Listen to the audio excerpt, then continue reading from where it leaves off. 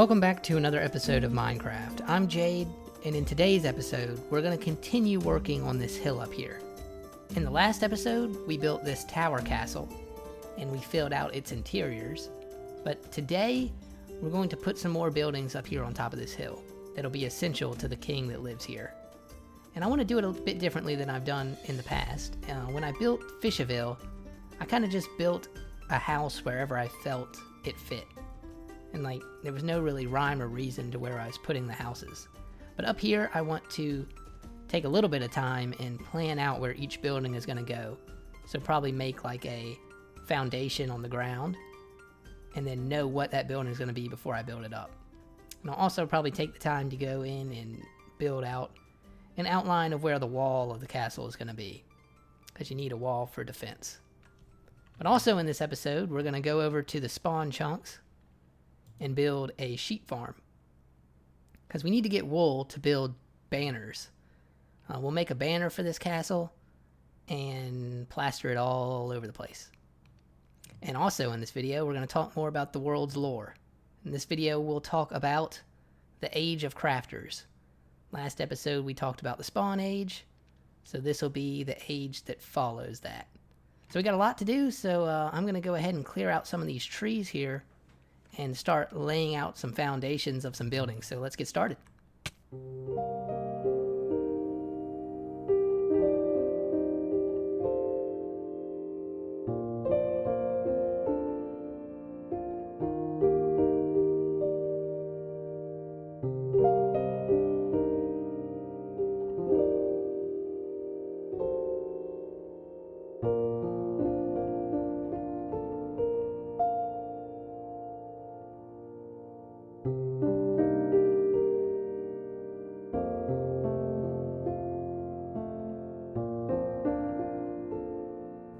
Okay, so I've gone ahead and I've laid out the foundations of the walls and of some buildings here.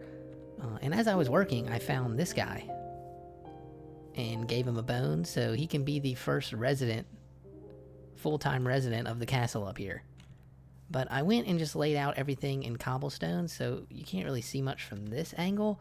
It's better to look at it from above, so we'll go into free cam mode and see what the castle is going to look like. So you got the tower, which I still want to be the main focal point of this castle up here. So I don't want any of these other buildings to overshadow the tower. Like, this is what was probably built first, and it's the main home of the king that rules here. But we've got some other buildings inside of a wall. So for the wall, I'm probably going to do like cobblestone on the ground, and then building up from there, I'm going to do logs. So it'll be like a wooden palisade. And I don't know how that's going to look, but I feel like this guy wouldn't be rich enough to afford like big stone walls. He's just going to have like halfway stone, and then the rest is going to be made out of wood. But these are the other buildings, at least the major buildings, that are going to be inside of the walls here. I went with a diagonal here. This one's going to be a stable. I felt like the stable would be the easiest thing to build on a diagonal, because I haven't done a diagonal yet in this world. So it'll be some just pens for some horses, and maybe a small hut at the end here where like the horse master will live, like the guy who looks over the horses and takes care of them. A comment that was left on the last video when I asked for suggestions on what should go inside the castle was like a throne room, or a place where the villagers of Fishaville could come up and like meet the lord up here, pay their taxes and whatnot. So that's what this is going to be. It's just going to be a hall with like a chair at the end. And then if you're a villager, you can come up through the gate, and you can come in here, either talk with the lord or like the custodian of the village, whatever that title would be called, is going to live in this house right here. So he's going to look over like the finances and the laws and the regulations of the town down there. And he's going to live in this building and be very close to the king. But those are the major buildings. We'll pop in a few more in this area. We'll probably put like a garden of some kind, like right here in between these two buildings. I was going to put some like wheat fields around the outside, but I realized that like I don't know like, it probably wouldn't be the best spot to have giant fields of crops up on top of a hill like this. Like, the crops should be down by a body of water or something. So maybe just a few like gardens here, and maybe some more pens for some more animals outside of horses.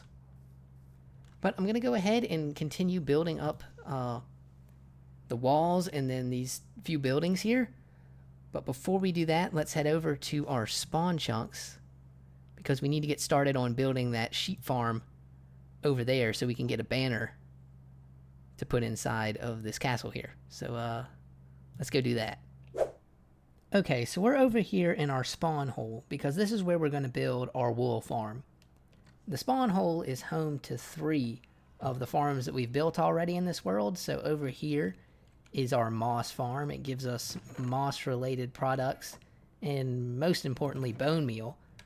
But it's worked so well that I've had to turn it off recently because I was overbuilding the tower for a long time. I was overbuilding the ruins, and this just kept filling up this chest and then backing up the bone meal. So I had to keep coming over here every once in a while to empty it out, and I got tired of doing that. It's produced plenty of bone blocks so far, so I turned it off for now, and if we ever need more bone blocks than this, I'll just turn it back on and it'll start working again. Next farm, the first farm we ever built was the iron farm, and it's always been useful. Still pumping out iron and poppies. So I use all that iron very often to trade with the villagers to get emeralds. And then the third farm we've built over here is not nearly as good as its 2 sister farms. It is the sugarcane farm. And I don't think I've ever emptied these chests. So in the entire time since I've built this farm, this is all that it's done. I guess I should have made it a lot bigger if I wanted it to be more productive. I mean, it is nice to know that there's sugarcane here, but it's not nearly as much that I get just going through the field of sugarcane that I have and just like cutting it down. So this farm has definitely been the least effective farm in our world so far. And hopefully it can keep that title, because I don't want to keep building bad farms. But the next one we're adding in here is the wool farm. We just need some wool. So I'm not going to do every color of sheep in this thing, which would be like, I think 16 colors or something like that. I'm just going to do a few sheep in like an automatic shearing pen. And if I want a different color of wool, I'll just dye that sheep and just let it run for a little while. We're going to put it right here because this is our spawn chunk, like the center here, this one is the spawn chunk, and every adjacent chunk is also loaded with this one. So we got one over here in this chunk, got another farm over there in that chunk, so I'm going to dig out this chunk here and put our sheep farm in there. I think the hardest part about building this one is going to be getting sheep down here. We do have like a hole that we built. I don't know if you can see it. Hole that we built up to drop the villagers down here when we first had them. So I'm going to try to use that same thing as well. And grab 2 sheep from the surface, bring them down, and then maybe breed them. And get up to 4 sheep and just have like 4 automatic sheep pens. So I'm going to go ahead and do that in a time lapse. So let's get started.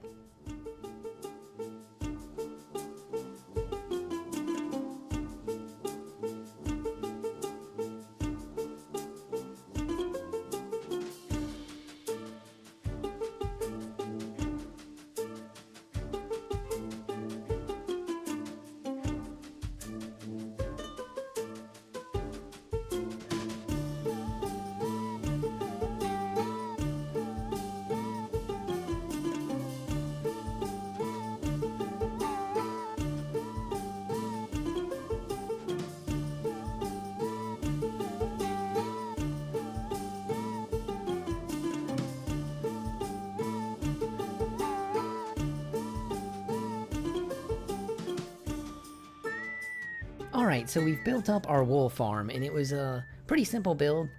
This is something that I've built before in previous worlds. It's a very easy design. I do not know who came up with it. It's just kind of, I've committed it to memory now. It's so easy to make. But you put the sheep in a container like this, and whenever they eat that grass block, or the grass block updates, it triggers this observer, which then triggers the shears in this dispenser to shear the sheep, and then below that grass block is a hopper minecart, so the wool gets collected below like this. We built 4 of these. There's, I guess, room for 2 more if we wanted to add 2 more, but I think this is enough for now. We really just need wool for decorations. We don't need a whole bunch of wool for building just yet. 3 of these guys are white, and then I think this guy over here just happened to be a brown sheep. But we can dye these guys whatever color we need. So if we ever need a bunch of green wool, we can come down here and we can dye all of them green and then just let it go to work. These chests on this back wall here, I plan to have these filled up with all of the dyes. So it'll be real easy to come down here, just grab one, dye them, and then go away for a bit and then come back and then have the color wool that we need. So overall, I'm happy to get this added. Didn't take too much time. And the main purpose that we were making this for was for banners. So I'm gonna wait until some wool accumulates here, take that wool back over to the cliffside castle, and we're gonna design a banner that represents the royal house that rules from that castle that we're working on, and then hang it up all over the place. So let's go do that. Okay, so we're back over at the tower, and it's time to create our banner for this castle. So let's get started working in the loom here. I found a good design that I liked on Planet Minecraft, and it's using mostly cyan dye. So the first step is we'll do one of these, this half and half. And then the next step is we'll do an X, followed by one of these things on the bottom here. And then finally for the cyan, we'll do one of these borders. And then we'll use one piece of orange to add a diamond, and that makes a fish shape. And then the final touch is we're going to add a circle here in the middle. So this is going to be the banner for our castle here. And it symbolizes, obviously, the fish for the fishing village. But then this circle in the middle symbolizes that this guy, he thinks that he rules over all the spawn land. So that circle there, like, symbolizes this lake here. Obviously, no one really respects this guy's claim that he rules all this land, but it's very important to him. So he has these banners made, probably from faraway lands, brought in, and he puts them everywhere. So, you know, people respect his reign more. So we're going to copy this a bunch of times to more banners and go replace the ones that we have put in here. I just used brown. These were the banners that we got from tearing down the village that we started next to. And I think these will add some color into the build. You know, it's not too bright. I went with cyan instead of light blue. Just because I thought it was a little bit more easy to look at, not as bright. I think there's some more banners in the castle here. Is there one in this guy's room? Oh, yep. I think that's all the ones on the inside. And obviously we'll put this on the outside too. But we've got a lot of building here we need to do. So let's go ahead and get building. And as we do, we'll talk more about the lore of the world. We're going to talk about the age of crafters. So let's get started. So last episode we talked about the Spawn Age, which was brought to an end by a mass extinction event that caused the death of the giant creatures of that era. This event brought forth the Age of the Crafters, around 3,500 years before Steve. And this age would last for about 1,400 years. In the world we're building, the Age of Crafters is very similar to the Bronze Age in the real world. Humans began moving away from the caves and the rugged landscapes that had sheltered them during the Spawn Age, and they settled near rivers which provided a more stable food supply and the conditions necessary for more advanced agriculture. The fertile river valleys became cradles of early civilizations, where the humans formed the first of the early cities. One of the hallmarks of the Age of Crafters was a shift from stone tools to metalworking. This technological advancement allowed for humans to craft more durable and efficient tools and weapons. Initially, iron was the most common metal used, but as the age progressed, advancements in metalworking led to the use of gold and even diamonds. It was during this period where the first forms of writing were also developed. One of the most fascinating developments during the Age of Crafters was the emergence of another sentient species, the villagers. This species, distinct from humans, displayed a comparable level of intellect and craft. The early villagers were known for their skilled craftsmanship, particularly in building and trade. The villagers established small, organized communities that were sometimes cooperative and sometimes competitive with the early human settlements. Around 2100 BS, the Age of Crafters began to decline, giving way to new technological advancements.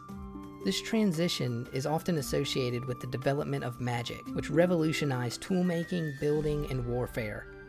Magic tools and weapons were stronger and longer lasting than normal tools, leading to the rise of new powers and the reshaping of political landscapes. Additionally, human populations grew larger and more complex, requiring new forms of governance and infrastructure.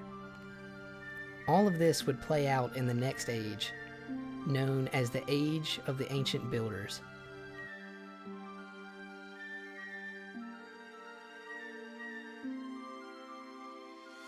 So, what do you guys think about the Age of Crafters?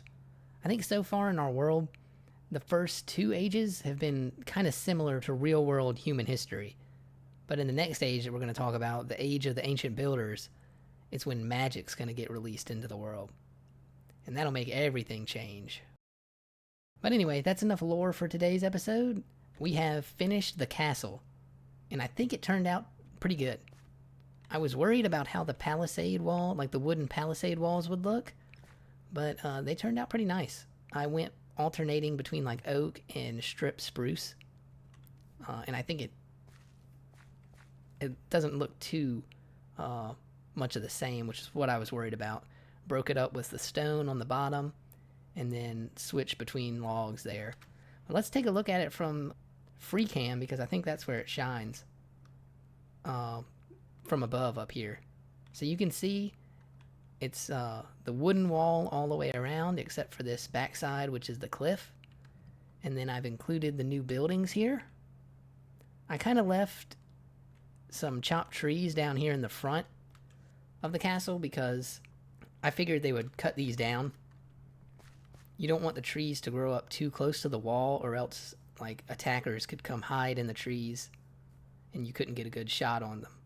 So you can kind of see here where they've just been cutting these down as they've grown over time. But let's go into the castle itself. We've got the banner everywhere. Got like a gate that's kind of open here, and then obviously the tower that we had before, and then the three new buildings here. So this building is the suggestion that we had on the last episode in the comments. How did a cow get in here?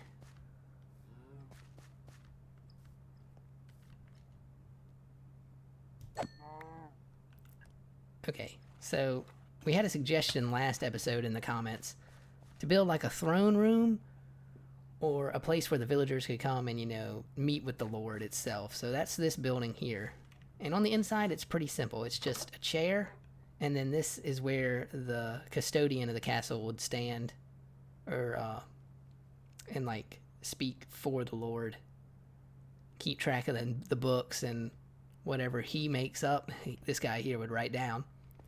Then he's got his trusty dog here, just in case whoever was visiting was acting up, you know, he could sick the dog on him maybe. It's got a window that doesn't look that great from the inside, but I think from the outside it looks pretty good, because I doubled up on the wall there to give it a more circular shape. And the king went all out on this window, you know, dyeing it in his colors. So stained glass window on the back there. And I think it gives an even better look when you're like down here on the river, you look up there and you see multiple buildings of the castle up there as well. So I like the way that looks. But this room pretty plain on the inside. This is the first diagonal building I built in this world, and I think it turned out as good as it could be. From above, it gives a nice shape to the roof lines, but it's just got some horses in here. And then there is a room in here for like the horse master. He just sleeps on this mat, but this guy like looks over the horses and keeps care of them. There's a pen right here to the right of the door that's got a pig and some chickens. They got a little house they can go into. And then way over here there's an outhouse because didn't have a place to go to the bathroom within the tower. This is a well. And then around this corner is like the custodian or the taxman of the village who, works in tandem with the Lord. He gets a house for him and his family. So a little living room, and then in here's a bedroom with some beds. And there's another one of those like double fireplaces here that gets both rooms. But that's the castle. I'm really happy with how it looks and how it turned out, especially from above. The silhouette. And I think if we crank up the render distance, we'll be able to see all three of our builds here. Fisherville, the ruined temple, and then now our new castle. But it's that time again to wrap up another episode with the comment of the day. So let's take a look at it. Village at spawn. Ancient city at spawn. So this comment was left on the first video, and it's talking about how we spawn right next to a village and right on top of an ancient city.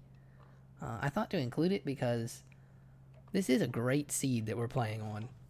Like, it did have the village that you spawn right next to, and then it had an ancient city underneath, and then I was digging underneath this island here in the center of our world. I was getting tough for these builds here, and I ran into a trial chamber like right there underground. So it's got a village that you spawn next to, a ancient city right underneath it, and a trial chamber right there, and it just got all the biomes and the tree types all close around spawn here.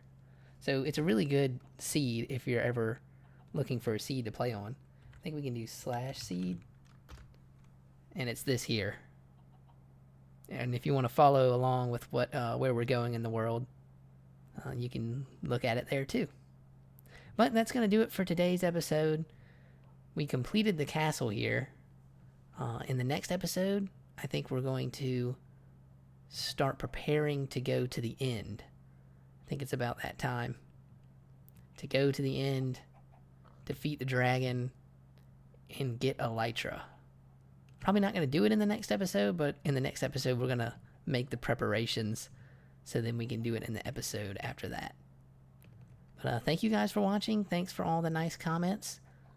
If you have any ideas on maybe what to name this castle, leave them in the comments below. I think every castle needs a name, even the small ones like this one. But otherwise, thanks for watching, and see you in the next one. Bye.